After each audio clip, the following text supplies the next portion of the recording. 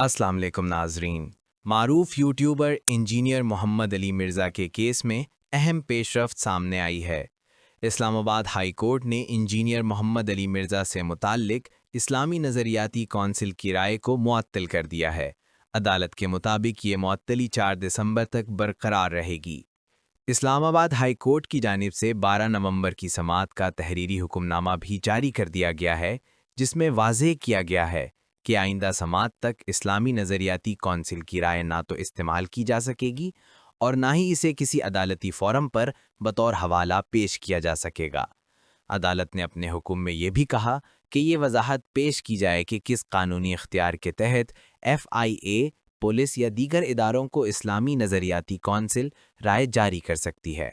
अदालत ने इस नुक्ते पर भी अदम इत्मीनान का इजहार किया। याद रहे कि इंजीनियर मोहम्मद अली मिर्ज़ा के खिलाफ ये मामला उस वक्त सामने आया जब डॉक्टर मोहम्मद असलम खाकी ने इस्लामी नज़रियाती कौंसिल की राय को अदालत में चैलेंज कर रखा है।